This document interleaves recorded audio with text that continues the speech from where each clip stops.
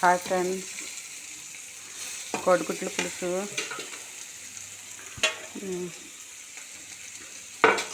ఉల్లిపాయలు పచ్చిమిరపకాయలు వేసుకున్నాక చింతపండు రసం, ఉల్లిపాయలు పచ్చిమిరపకాయలు వేసుకున్నాక అల్లం వెల్లుల్లి 2 టమాటా పేస్ట్ వేసాను.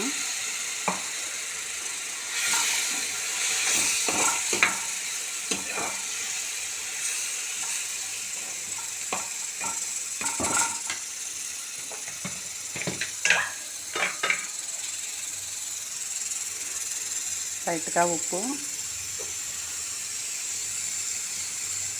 కొద్దిగా కారం,